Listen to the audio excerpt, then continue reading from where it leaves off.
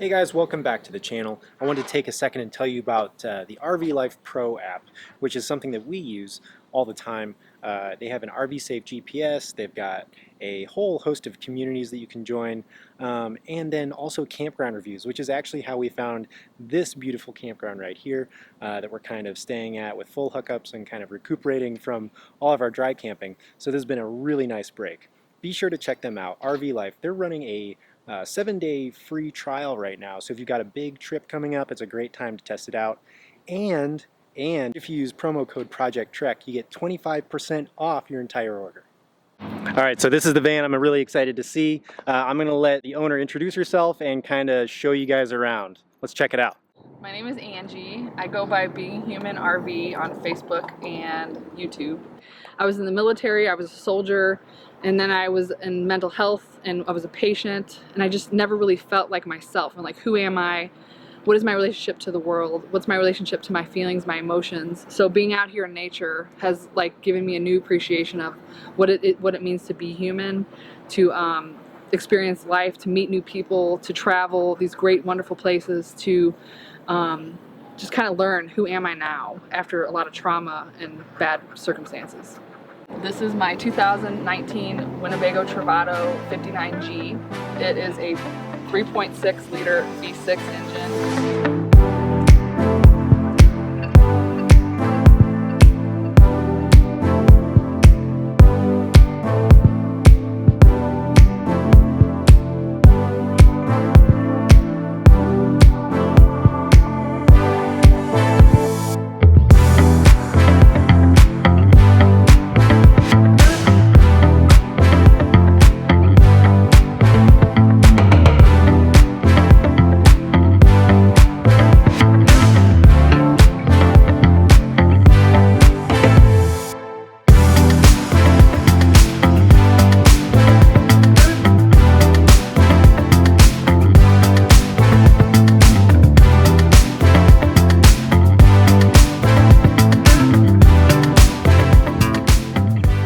Is actually a 2018 ProMaster, Ram ProMaster. It's 21 feet long, a couple inches extra with the bike rack.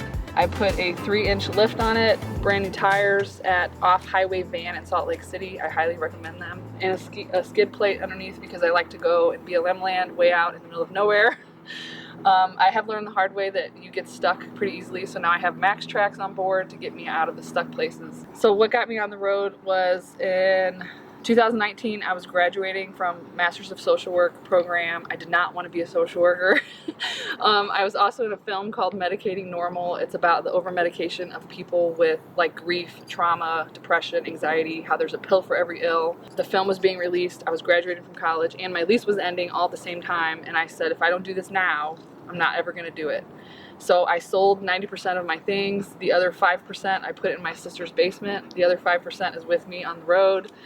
And I've been on the road since December 2019. This is my second rig. My first rig was a 2015 Winnebago View, a little bit bigger, a Class C. So I downgraded to a B because I couldn't get into some areas that I really wanted to, and I just felt like I couldn't park anywhere. I wanted to fit in a normal parking spot. So let me show you my van. One funny thing about van life is the sliding door is like an invitation to let people into your world. So anytime the door's open, people they're curious. They want to see what's in here. One time I had a homeless kid come up to me and say, "You drive me to Oregon, man." Another time somebody stuck their head through my window. The window was open and they're like, "Can I see what's in your van?" I'm like, "Get out of here." This is where it gets awkward because this is exactly how I met Angie. I just kind of came in and poked my head in. No, I'm kidding. I didn't mean it like that. No, I'm just kidding. You were not a creep. Yeah. It's okay. I want a house in the hills I pay big bills for. I ain't got in pocket. I want to empty out my wallet. I want to stop motion, stand still. Wallace and Gromit. I want to talk more endlessly. I want to neurotically vomit. I want more dollars from my mama. I want a palace in Prada. I want a Gucci bag where I can store my sorrows and hardships. I want to gold plate my finance. I want endless tomorrows. I want a lot more than I got right now. But that's the problem.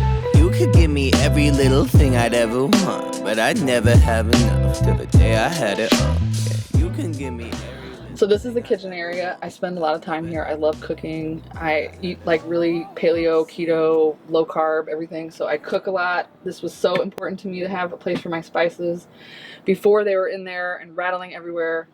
One of the mods I did almost immediately was the kitchen sink area was I mean, within 2 days, the faucet broke. And it was this weird like opening contraption thing. So I ripped all that out. I drilled a hole in here. Put this really handy sink. This has been great ever since. I love it, how deep it is. What else? This is all my dishes and plates, and you know, you have to be very limited because every single inch in here has to be meaningful, otherwise it needs to go because you just don't have a lot of space. So I only have like 2 pots and pans, 2 plates, a few silverware, you know, a little bit of here and there. Next we have refrigerator and microwave. I hardly ever use a microwave. It's really a storage container for my paper towels and toilet paper. But every once in a while I will use it. My fridge and freezer, it's just stacked with like fresh veggies I just got from a farm the other day, and you pick blueberries.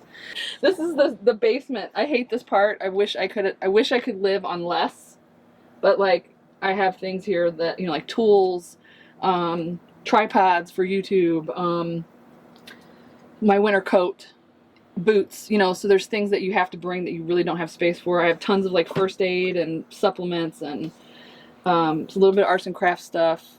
So I wish I could live on less, but this is like as minimal as I can get. My clothes situation, these are all the clothes I own in the whole world. I wish I owned less because I generally tend to wear the same few t-shirts and wash them over and over. Because when you live like in the middle of nowhere, you can wear the same clothes and nobody cares. So Angie here lives in a 21-foot van. I live in a 42-foot fifth wheel, and I wear the same t-shirts literally every day. You're probably tired of seeing this one. I just have a whole closet full of pocket t-shirts of different colors. That's it. This is the shower, wet bath, sorry. This is one of the mods I did almost immediately. New shower. This is the Oxygenics. It gives you more oxygen, less water. Then I did this really cool. It's like a thermostat built into the thing so that I can set the temperature and you use less water. So another thing about van life is you have to be extremely water conservative because I only have a 20-gallon tank.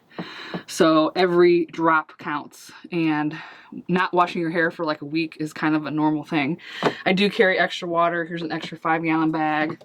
It's kind of a pain to step over it to go to the bathroom, but it is what it is. So this is the toilet. These are like little waterproof containers for toilet paper and all that. And I just love this thing because I can keep everything here, easily accessible. I put these up to put my sweatshirts. There's no real good spot to put those.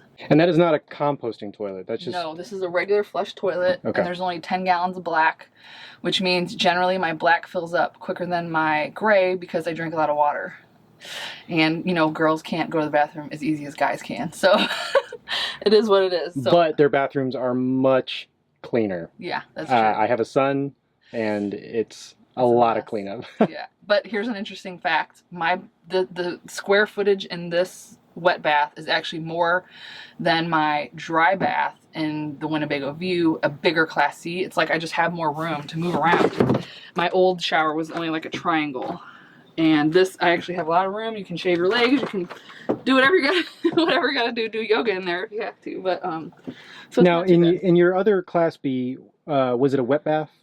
Dry bath. Well, what do they call it if it's not a wet bath? It was separate. Yeah. So which do you prefer? Do you prefer a wet bath? I like this because, I mean, they each have their perks, I guess. Everything stays dry in a dry bath, but in a wet bath, I can like see how there's like dirt down here because it just happens. It collects. So I actually like the wet bath because like I can wash myself, wash the bathroom, and then hose everything down, and I don't have to worry about everything. And it's like everything gets clean at the same time. And you know, usually I only do that when I'm like hooked to water, hooked to sewer. I'll do a really good thorough clean, and then I go back out again. You know, 10 days boondocking, go in for 1 day, clean everything, do laundry. So this is a Murphy bed, which means it pops up, you know, whenever you need it to. Usually I put it up during the day to give me this extra space right here. You'd be surprised how much like 4 square feet really helps you. So at night or in the afternoon, I put it down and it just pops just down like this. My dog really likes this down from IKEA. So he sits up here, I'll cook dinner, do my dishes, and then, you know, we get in bed later. But this extra space right here is really a big difference when you're, you know, when you need every inch you can get. All right. So this is my dinette area, and it was, I don't know, it's almost a deal breaker because I do not like dinettes. I'd much rather have a couch. But I decided, let me just try to get used to it. So this also folds down into a bed, but I don't have guests, and I don't think I would want another guest because this room is so tight. I think I would kill the other person just because I appreciate my own space. So this is where I work sometimes. I keep a lot of like Raider stuff down here, and I'll pull it out when we park. And then I have my feet space, and he likes to lay up here, he likes to lay here. I can spin these chairs around, and I can sit here and put my legs out.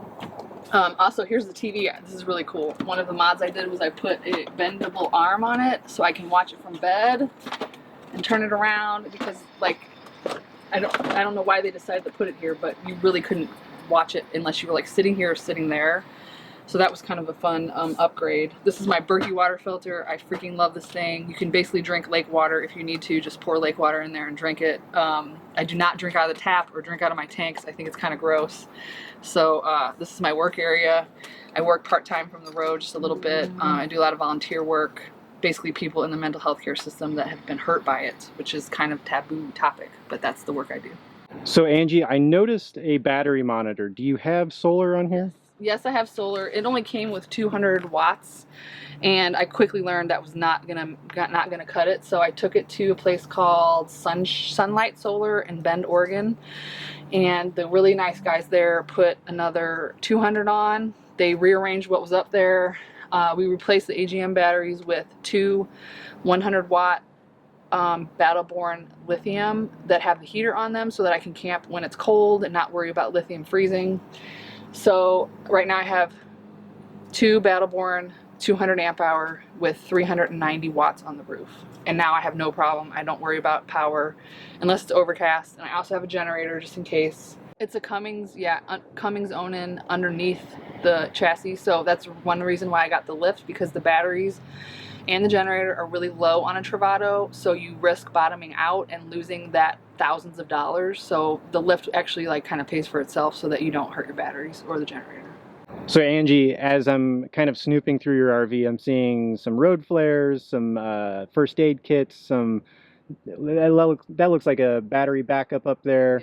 Yeah. You seem very prepared. Yeah, I have like little weapons hidden here and there. Survival guide, antibiotics, like antiviral plants and herbs and all kinds of stuff. Yeah, I was in the military for 7 years. I served in I did one tour in Iraq right at the very, very beginning of the war.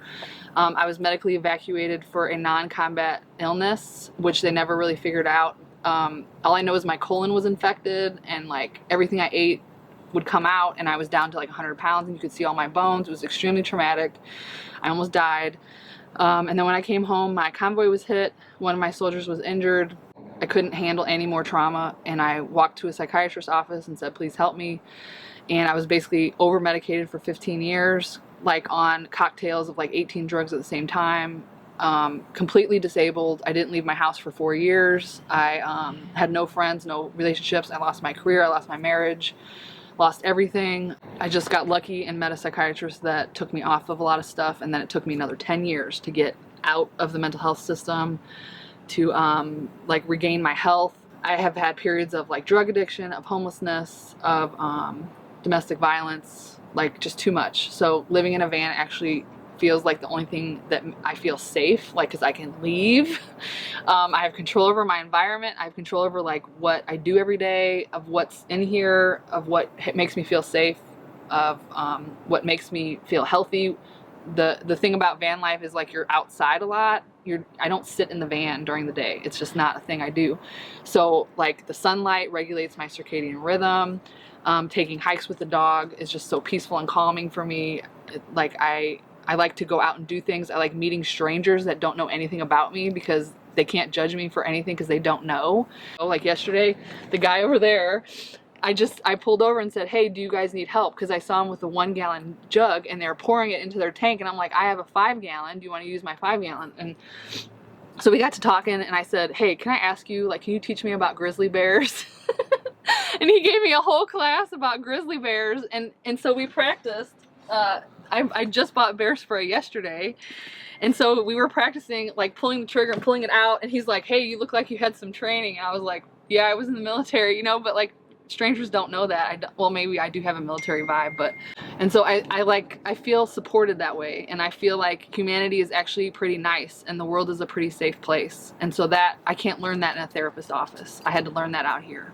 I can attest to this because yesterday, as I'm banging on the axle hangers, the same guy came over and offered to help me, just with, like, if I needed help lifting anything. He, super nice guy, but I mean, that's a reflection on all RVers. I don't think I've met an unfriendly full-time RVer. This is my electric bike. It's a 2019 Specialized Turbo Como. I also call this my getaway vehicle because what I like to think is if the van breaks down and I need to go somewhere and get gas, because I've almost run out of gas a few times, at least I could, like, you know, Mary Poppins my way to a gas station nearby or call for help or something. I really like this for trails. It's just a lot of fun. It's good for scoping out sites before you get in there and get in a mess with your rig. This is my horrible sewer hose mod. I'm working on moving this underneath the rig, so please ignore it. I also have a spare tire. I just had this put on, and this is for trash, but right now there's no trash in it because we're in bear country and you don't put trash on the back of your rig. That would be really stupid. So right now it just has my water hose and some leveling blocks just in case. This is my license plate. Everybody always tries to guess, does that love brave? No, it's live brave, because I'm just all about doing things that scare you, doing things outside of the box, trying to find your joy out here in the world. I love it. Yeah. These are my tanks to get the black and the gray out. I have a 20-gallon gray, 20-gallon fresh, 10-gallon black. Rig has a really cool system, the Truma Combo. So it heats your water and heats with propane or electric or a mix. And it's just a really cool, like, energy efficient system compared to, like, the old school propane heaters and propane water heaters.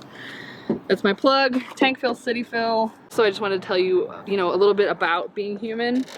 What does that mean? For me, it meant, like, I was in the military, I was a soldier, and then I was in mental health, and I was a patient, and I just never really felt like myself. And, like, who am I?